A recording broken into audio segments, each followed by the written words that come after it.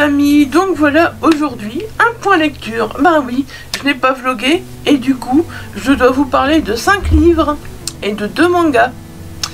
Et donc ce point lecture sera principalement axé autour de la science-fiction, mais il y aura aussi un roman feel good ainsi qu'un roman fantastique. Voilà, vous verrez. Je vais commencer par la SF pour dire de clôturer donc le mois de la SF. Et je mettrai après le roman feel good et le roman fantastique. Comme ça, ce sera plus simple. Vous aurez toute la SF d'un coup. Et alors, je pense que je ferai les chapitrages aussi dans cette vidéo. Comme ça, si c'est plus un livre que l'autre qui vous intéresse, vous pourrez aller voir mon avis sur le livre qui vous intéresse. Ce sera plus simple. Donc, on va commencer tout de suite avec Génome, le projet Génome. Alors le projet Génome, c'est quoi? Eh ben on va le découvrir petit à petit au fur et à mesure de ce livre, de notre lecture. On va le découvrir avec Thorne Smith, mais pas que, parce qu'on va aussi le découvrir donc avec Ayoko, Zeri, Floralis, mais aussi avec le professeur Gorakin. Voilà, c'est vraiment des personnages que j'ai beaucoup aimés. C'est sûr, on suivra beaucoup plus Thorne Smith, qui est un jeune garçon qui va vivre une vie plus ou moins normale, mais il va se rendre compte qu'il y a des choses qui sont pas comme les autres en fait. Il va se rendre compte que des fois, il y a des réactions un peu différentes, et puis il va se poser beaucoup de questions. Et le professeur Gorakin va intervenir, vous verrez. Je vous en dis pas plus. Et donc c'est un peu suite à Thorne Smith qu'on va découvrir vraiment donc ce projet. Alors ce projet Génome, franchement il est vraiment super original, j'ai vraiment beaucoup aimé.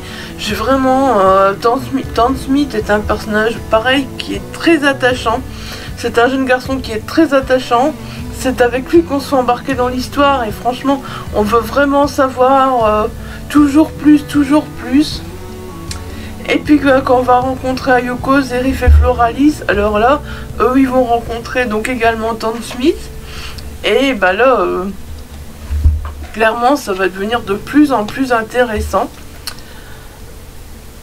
Et donc on va alterner, des fois on va se retrouver avec Thorne Smith, des fois on va se retrouver voilà avec dans le laboratoire aussi, un peu par rapport au projet Génome justement qui doit être développé, qui doit être fini de développer parce que les forces armées vont venir et donc ça va vraiment être du combat aussi. Voilà, on va vraiment voir, on va tout avoir,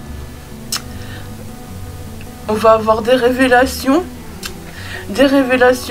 auxquelles on va pas du tout s'attendre, un univers captivant franchement. On se laisse porter par l'histoire tellement ça se lit, ça se dévore franchement parce que on est pris dans l'histoire.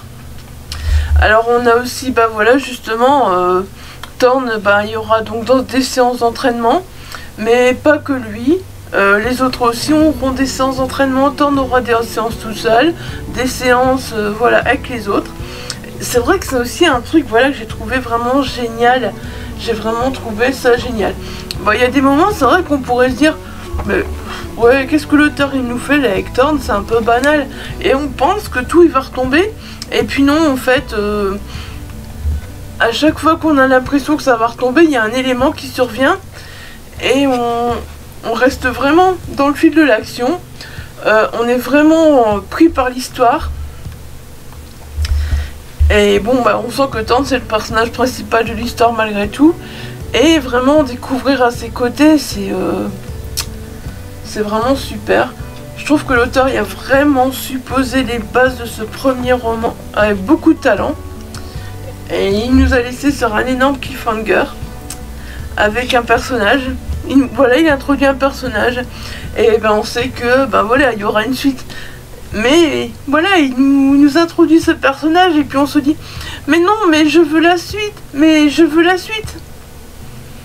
pourquoi il nous introduit ce personnage là juste à la fin? Sérieusement, ce tome 1, il m'a vraiment beaucoup plu. J'ai vraiment eu un coup de cœur. Et puis ben voilà, ben que dire à part vite vite vite le tome 2, le tome 2. J'ai trop hâte. Voilà. Le Génome, donc le projet Génome, donc c'est de Brandon Hill, c'est aux éditions, enfin c'est de l'auto-édition au livre papier. Et ben je vous recommande parce que sérieusement ce roman n'a pas beaucoup d'avis. A très peu d'avis, vraiment très peu. Je pense que peu de personnes l'ont encore lu. Et c'est un roman qui doit être découvert. Donc franchement, le Génome, bah foncez, j'ai envie de vous dire, parce que voilà. Il faut que l'auteur soit découvert. Voilà, c'était tout pour le Génome, le projet Génome. J'espère vous avoir donné envie de le découvrir. Alors donc ensuite voilà, on va passer avec 7 morts à vivre de Soothis Jones. J'ai toujours du mal à le prononcer, le rêveur d'étoiles. Donc c'est aussi un recueil de nouvelles, celui-là c'est un recueil de nouvelles de science-fiction en auto-édition. Voilà, des nouvelles toutes très différentes, franchement. J'ai été bluffée par ce recueil parce que l'auteur passe d'une nouvelle à l'autre comme ça, des genres complètement différents. Il y a toujours un aspect SF, mais le style est complètement différent et j'ai vraiment aimé comment l'auteur a fait ça. Je n'ai pas pu choisir une nouvelle en particulier. Franchement, c'est impossible. C'est impossible. Les nouvelles, elles ont tous un petit truc qui nous attire. Il n'y en a pas une qu'on se dit ouais, bof. Non. Franchement, il y a 7 nouvelles, 7 morts à vivre et franchement, à chaque fois, on est pris dans l'histoire, dans les nouvelles. C'est vrai que certaines vont plus vite que d'autres, mais on est pris à chaque fois dedans. On commence donc avec Modeland. Modeland, c'est une courte nouvelle que l'auteur y aborde la vieillesse, la sénilité. Et on y est plus façon contemporaine, philosophique. Et puis tout d'un coup, il bascule subtilement comme ça dans la SF. Et franchement, c'est surprenant comment il arrive à faire ça. C'est surprenant. Je vais pas vous parler beaucoup des nouvelles parce que ben, je préfère vous laisser courir par vous-même. C'est des nouvelles. Et voilà, c'est pas... Si je vous dis toute la nouvelle, il n'y a plus... vous n'avez plus à lire le livre, donc... Ensuite, l'antre de la bête. Bah là, on est dans les années 1800. Et alors, on est vraiment avec un vocabulaire de l'époque. Et on se laisse porter par cette époque, par les échanges. Là, on glisse plus vers une SF horrifique. Mais on sent que l'auteur maîtrise vraiment bien ce mélange d'SF, ce mélange d'époque et d'SF horrifique. Voilà, c'est... il y a une ambiance là, c'est vraiment très particulier, mais c'est vraiment super. Encore une fois, j'ai beaucoup aimé, hein, franchement. Je vous dis, toutes les nouvelles sont... Alors après, la troisième nouvelle, donc c'est Anamnèse. Anamnèse, voilà, c'est une nouvelle qui va me dérouter par sa chute. On va suivre un homme qui a des pertes de mémoire. Ça va nous sembler complètement banal, mais non, mais rien du tout. Avec l'auteur, rien n'est banal. Rien n'est banal. Faut pas y croire que vous êtes dans le banal. On va encore une fois être surpris par cette perte de mémoire, par cette histoire. Voilà, je veux pas vous en dire trop, hein, parce que... Alors ensuite, donc on est déjà sur la quatrième nouvelle, c'est ça. Donc Mon Dragon et moi. Et là, franchement, avec Mon Dragon et moi, on se demande où l'auteur il veut nous emmener avec un tel titre. Parce que quand on pense dragon, bien sûr, on pense fantasy. On se dit, mais oui, mais pourquoi, où tu vas nous emmener avec Mon Dragon et moi? Tu veux nous parler d'SF, mais tu nous parles de dragon, ça colle pas trop. Ça colle pas trop, sur le coup, c'est ce qu'on se dit. Mais pourtant, si vous saviez, l'auteur arrive à nous plonger dans un space opéra accompagné de dragons. Et ces dragons, je vous jure, ils n'ont rien de ce qu'on peut rencontrer, voilà, dans de la fantaisie. Ils n'ont rien de ce qu'on peut s'imaginer. Vraiment, ils sont sortis tout droit de l'imaginaire de l'auteur et c'est que du bonheur, quoi. Voilà, c'est... Waouh, on va avoir encore une fois une belle surprise.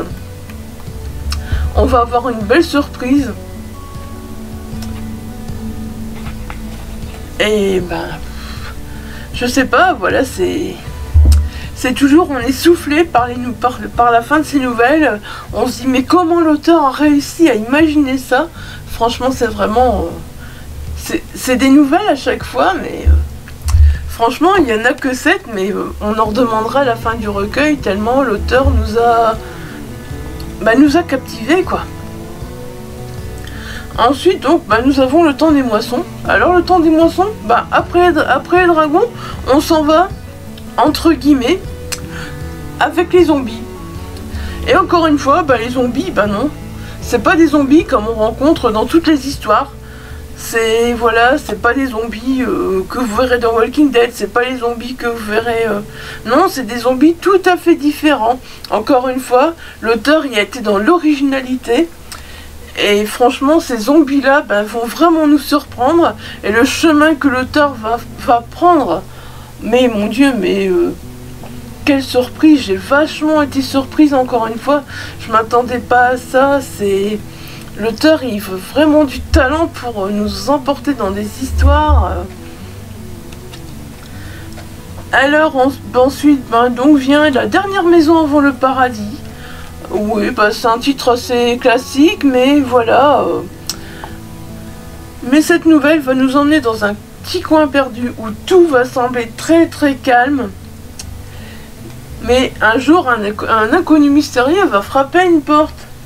Et là, tout va changer encore une fois. Et ça va être des surprises, mon Dieu, dans cette nouvelle. Et on va se laisser entraîner. Je vous dis à chaque fois, et c'est des nouvelles, mais vraiment, mais tout à fait différentes. L'auteur passe de l'une à l'autre comme ça, c'est surprenant. Alors ensuite, on a droit à Épilogue. Épilogue qui est la dernière nouvelle, qui va très vite. Celle-là, c'est clair qu'elle va très vite. Mais voilà, elle nous emporte dans une autre dimension, dans un autre monde. Mais encore une fois, c'est de l'originalité, c'est vraiment du bien vu, franchement. Sooty Jones, pareil, quoi. C'est un auteur à découvrir. Il écrit des nouvelles, mais des nouvelles qui nous laissent sur le cul. On est bluffé. Alors, il termine par un petit in memoriam. Bon, là, qui, je crois comprendre l'hommage. Je pense qu'en connaissant l'auteur, on comprendra facilement. Mais voilà, c'est un très bel hommage. Franchement, j'ai été très touchée par cet hommage.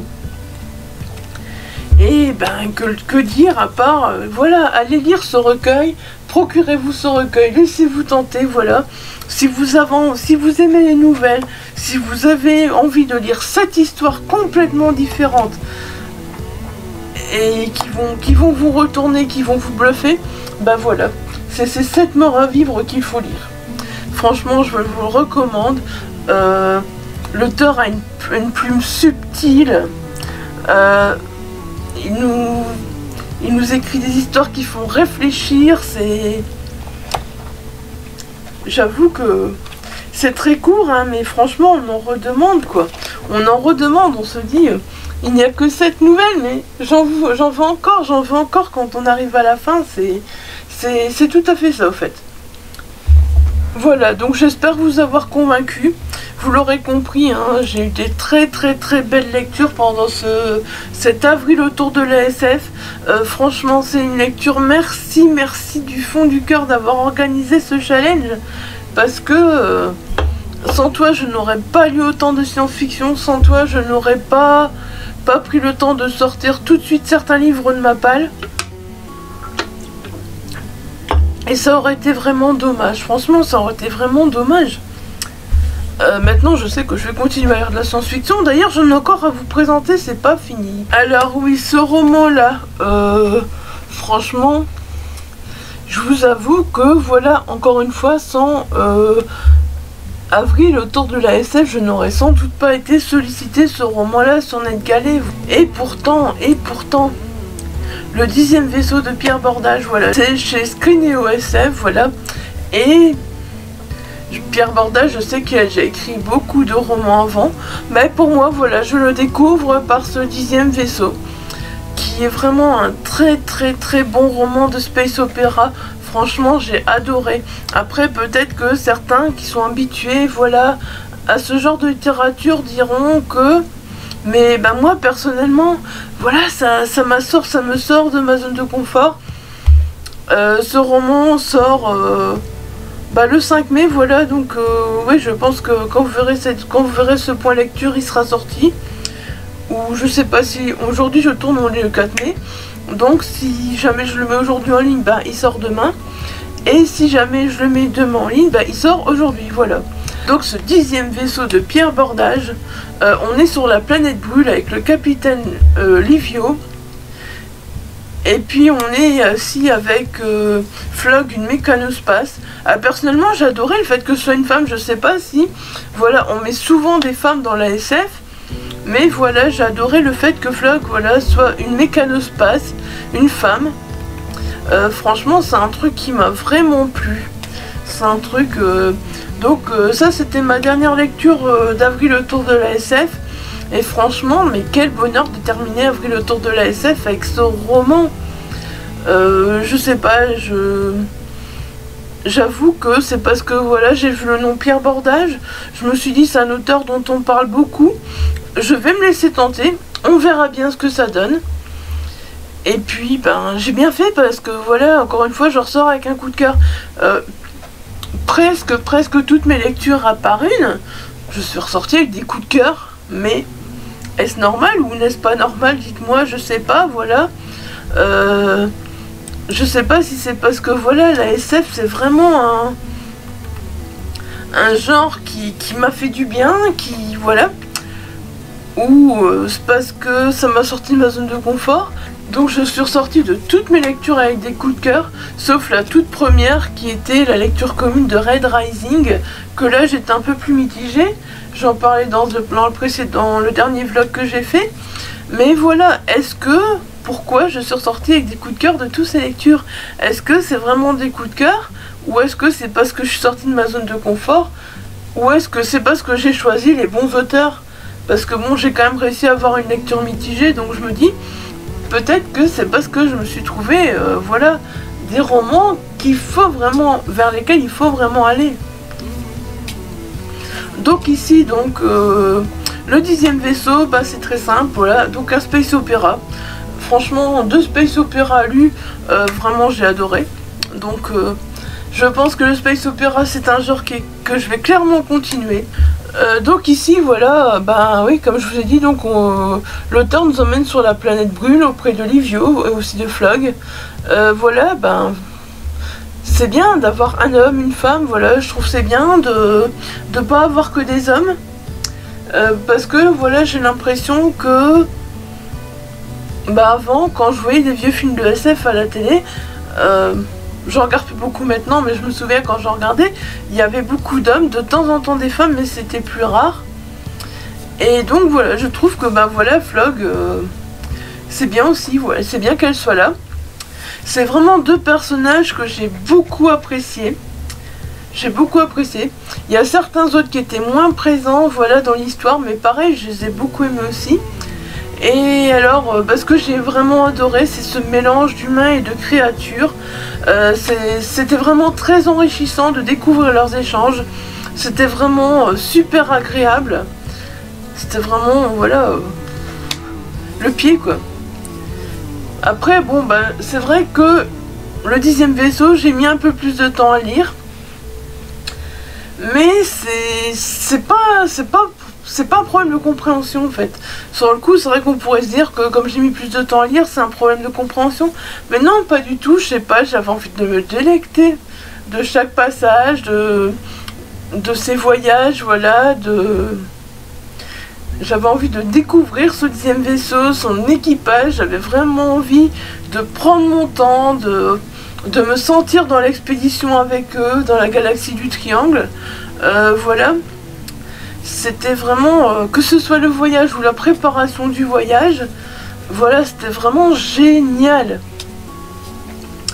Surtout que, bon, on sait que 9 vaisseaux ne sont pas revenus, donc voilà, on accroche à 10e, on se pose des questions. Est-ce que ce 10e va parvenir, va réussir son expédition? Est-ce que l'équipage va résister? Voilà, on veut vraiment savoir, on se demande. Et franchement, j'ai trouvé ça... L'intrigue, elle est vraiment originale. Sauf si c'est moi qui, voilà, encore une fois, n'ai pas lu assez de space opéra. Et certains me diront peut-être, bah c'est du vu et revu. Moi, pour moi, j'ai trouvé très original, hein, c'est mon point de vue. Il faudra peut-être que je lis, voilà, plus de space opéra pour me rendre compte qu'à force peut-être que bah, c'est comme le thriller, quoi. Mais voilà, on se retrouve donc dans des retournements de situation totalement inattendus. Et ça fait vraiment plaisir. Voilà, c'est ça qui fait qu'on est pris dans l'histoire. On est dans une grande aventure, il y a de l'action. Voilà, vraiment on s'ennuie pas un moment. C'est vraiment un super roman. Ce 10e vaisseau, ben oui voilà. C'est tout simplement parce que les 9 autres ne sont pas revenus. Ce 10e va partir et puis... voilà. Je ne vous dis pas ce qui va se passer. Je ne vous dis pas si ce 10e vaisseau va réussir ou pas. À vous de le découvrir. Hein. Ce roman, voilà, va sortir ou vient de sortir, suivant le jour à laquelle je posterai ma vidéo. Mais toujours est-il que, voilà, terminer avril autour de la SF avec ce roman de Pierre Bordage, c'était vraiment super. Mais bon... J'ai pas eu beaucoup de lecture, mais bon, voilà, hein. Je vous remontre les livres papier, hein. La Reine du Diable Rouge, voilà, vous vous souvenez, je vous en avais parlé dans le précédent vlog. Bah voilà, pareil, Jean-Christophe Gadeby, j'étais... c'est un space opéra super avec Android, hein. Un recueil de nouvelles, voilà, Cette mort à vivre, voilà, que j'ai adoré. Un projet Génome que j'ai adoré. Un 10e vaisseau, pareil, je sais pas si c'est voilà le genre qui fait que. Donc voilà, par contre j'étais un peu plus mitigée par Raid Rising, donc c'est la preuve que. Mais voilà, avril autour de la SF, hein. C'est pas fini avril autour de la SF, parce que j'ai aussi lu ce petit Cyborg Kuro-chan. Voilà, Cyborg Kuro-chan, donc bah, tout simplement c'est de Naoki Yokushi, donc c'est le tome 1, celui-là, c'est chez Pika Édition. J'espère que je pourrai trouver les autres parce qu'apparemment ça va être plus compliqué, c'est un manga plus ancien. Voilà, j'ai demandé à mon homme de conseiller des mangas de SF, il m'en avait donné quelques-uns, et puis bah voilà, je me suis laissé tenter par ce Cyborg Kuro-chan.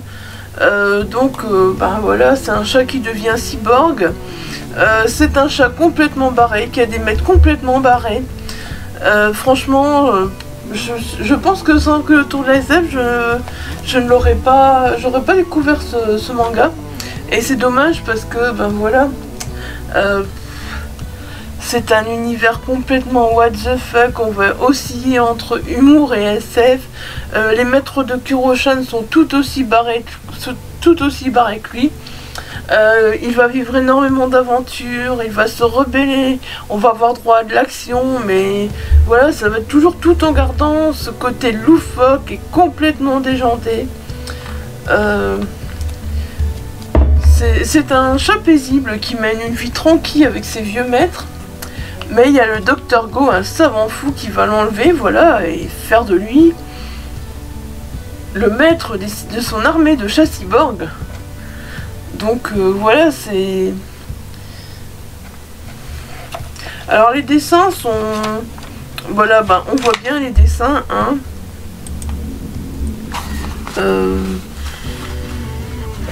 Est-ce que j'arriverai bien à vous les montrer?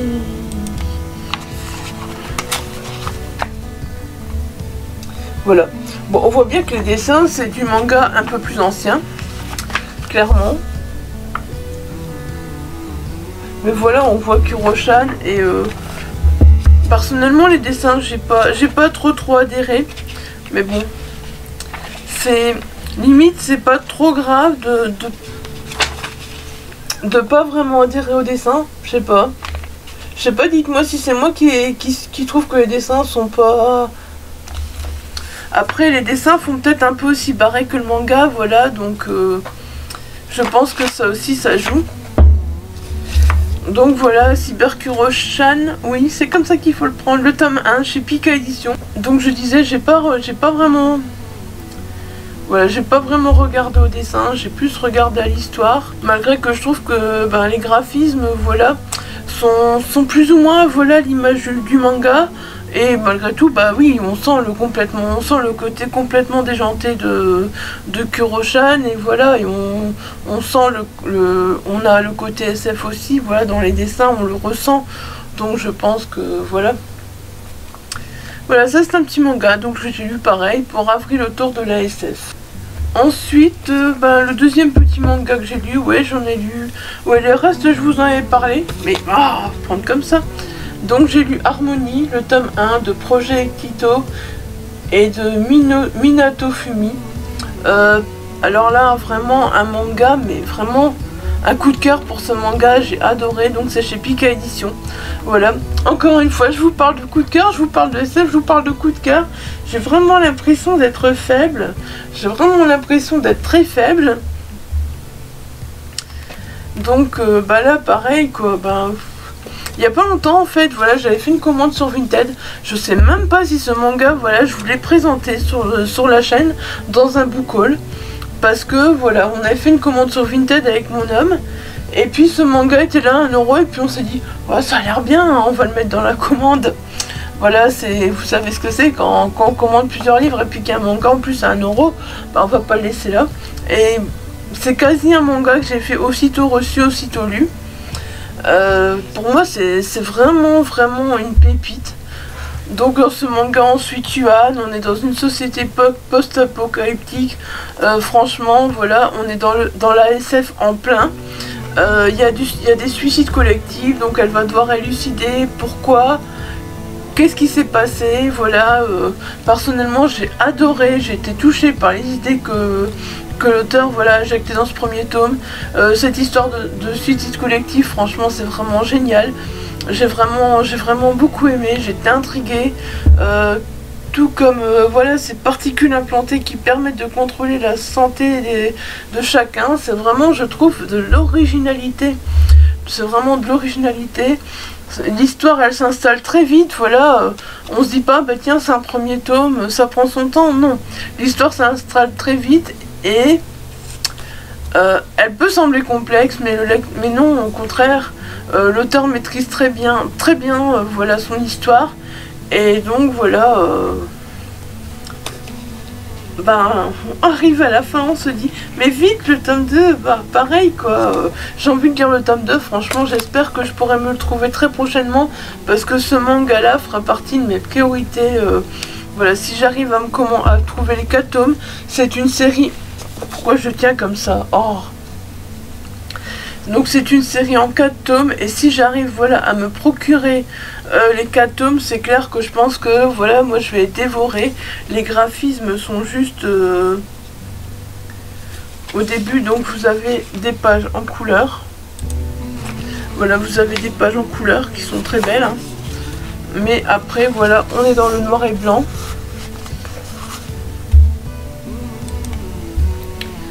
Voilà, on est dans le noir et blanc. Je sais pas si vous allez bien voir. Ouais, je pense que si, vous pouvez quand même bien voir.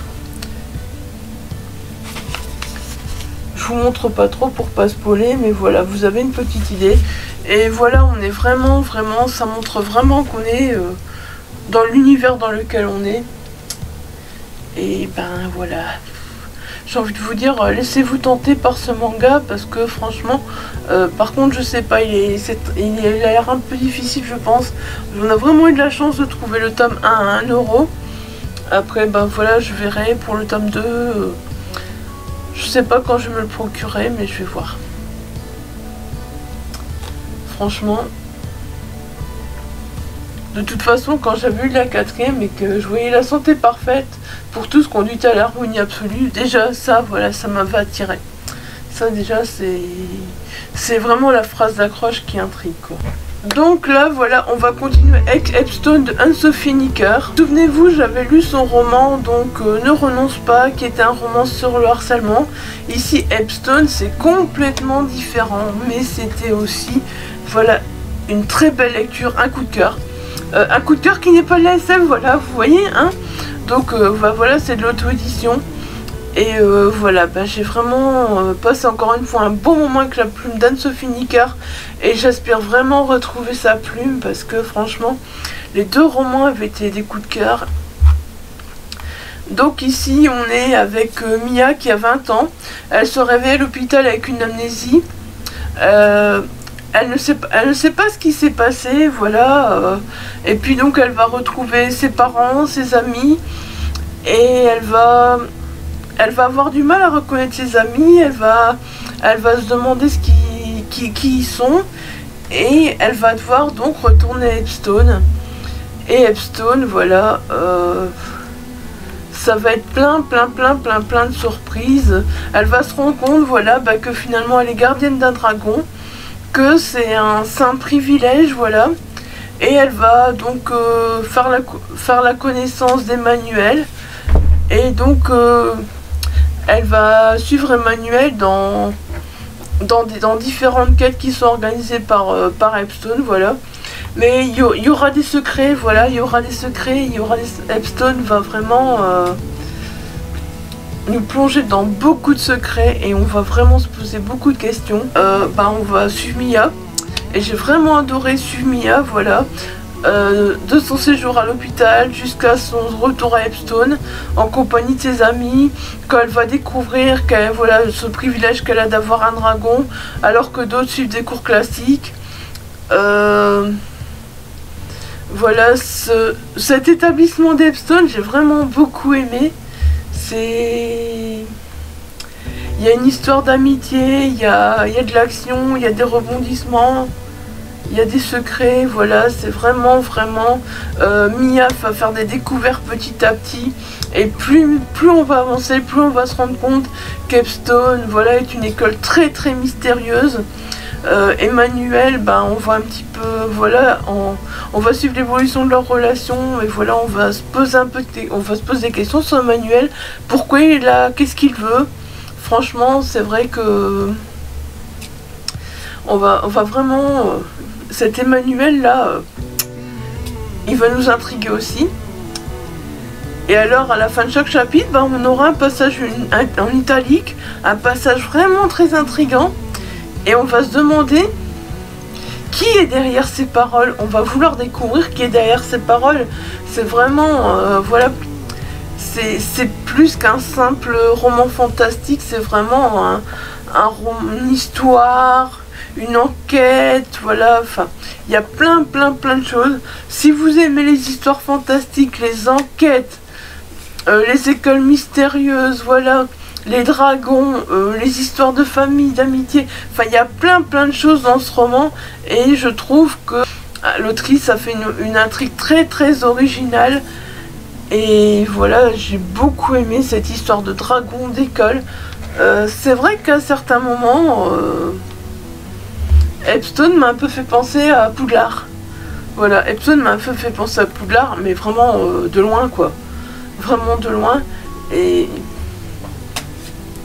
bah ouais, vous l'aurez compris, hein, j'ai adoré ce roman. Voilà, Epstone de Anne-Sophie Nicker. Je vous le recommande. Si vous avez eu Ne renonce pas, ne vous attendez pas du tout à la même chose. Oui, on sera certes encore une fois dans une école avec des histoires d'amitié, mais ce sera tout à fait différent. Et personnellement, je n'arrive pas à choisir entre l'un et l'autre, je les ai tous les deux autant aimés. C'est la plume de l'autrice qui fait que ces romans sont juste géniaux. Voilà, personnellement, j'ai adoré et j'ai hâte de découvrir à nouveau la plume d'Anne-Sophie Nicker, sérieusement. Voilà, ouais, il y a du coup de cœur beaucoup, hein, dans ce point lecture. Vous allez vous dire, ouais, mais elle est faible, hein, quand elle fait des points lecture, elle a que des coups de cœur. Non, vous inquiétez pas. C'est pas tout le temps comme ça.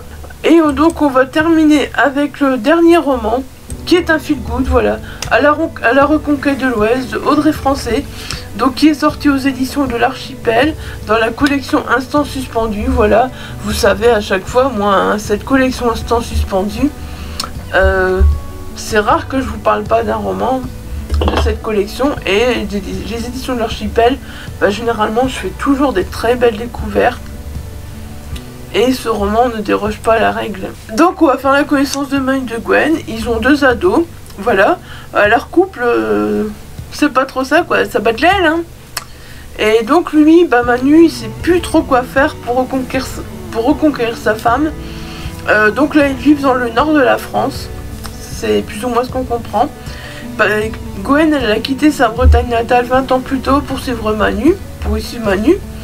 Parce que bah, de toute façon ça allait plus trop avec sa famille. Et elle a coupé les ponts avec sa famille. Voilà, c'est ce qu'elle voulait. Et Manu va faire la surprise, donc il va jouer le coup des vacances en Bretagne pour que Gwen puisse renouer avec sa famille, parce que lui il trouve que c'est important en fait, parce que lui a perdu ses parents. Et c'est là que commence toute l'expédition, parce que l'arrivée en Bretagne, ben, elle va pas se passer comme Manu l'avait prévu, et on va se retrouver dans des situations mais complètement cocasses. Franchement, on va finir par retrouver la famille Kermarek, donc la famille de Gwen, qui est une famille complètement barrée, avec laquelle on va pas s'ennuyer, franchement. C'est des personnages complètement atypiques, complètement en couleur. Franchement, sérieusement, on en arrive à se demander, mais lequel est le plus barré de cette histoire, sérieusement? Lequel? Parce que entre la grand-mère qui perd la tête, la mère qui est un peu bizarre, le père, l'oncle, vous verrez, c'est tous des personnages. C'est une famille qui va réserver bien des surprises et c'est tous des personnages mais complètement barrés. Mais à côté de ça, voilà, il y aura des secrets de famille, mon Dieu, on va être vraiment à fond dans les secrets de famille. Ça va être un bonheur de découvrir tous ces secrets.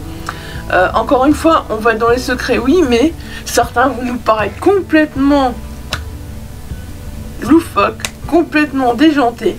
Et franchement, c'est vraiment ça que j'ai adoré dans ce roman, parce que on est dans le loufoque, dans le déjanté, et en même temps l'autrice elle aborde des sujets de manière très légère. Voilà, elle va pas faire dans le pâteau du tout, mais voilà, elle a quand même un certain talent pour le faire, parce que entre les sujets qu'elle va aborder et la famille complètement what the fuck, franchement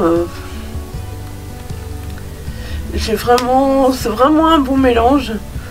C'est vrai que bah, clairement on sait voilà qu'on est dans le feel good, donc voilà, on sait comment ça va se terminer, mais l'important c'est que ce roman, clairement ce roman c'est un roman à lire voilà, si vous cherchez quelque chose pour vous détendre, pour vous détendre, pour rire. Il n'y aura pas de grande surprise à la fin, voilà, on le sait, c'est du feel good. Un feel good ça veut dire quoi? Ça veut dire ça se termine bien. Faut être honnête, voilà, on le sait. Mais malgré tout, voilà, on aura fait des tas de découvertes et ce sera vraiment voilà, un très beau moment. Donc voilà, bah, la reconquête de l'Ouest de Audrey Français, ben voilà, pareil, hein, vous avez compris, voilà, j'ai passé un bon moment et la famille Kermarek, bah voilà, vous verrez, aller à sa rencontre, sérieusement, aller à sa rencontre, la famille Kermarek. C'est vraiment une famille mais à découvrir. Franchement, je les ai trop kiffé cette famille. Mais complètement. Ah, l'autrice elle a dressé des portraits. Voilà, donc c'était tout pour ce point lecture. J'espère qu'il vous aura plu. J'espère que vous y trouverez votre compte. Comme d'habitude, bah, vous connaissez le refrain. Si ça vous a plu, un petit pouce bleu, un petit abonnement si c'est pas encore fait, ça fait toujours plaisir. Si je vous ai donné envie de lire un de ces romans, si vous avez lu un de ces romans, n'hésitez pas à en débattre en commentaire. Voilà, ça fait toujours plaisir. Et puis moi je vous dis à très vite avec une prochaine vidéo. Bye bye, prenez soin de vous.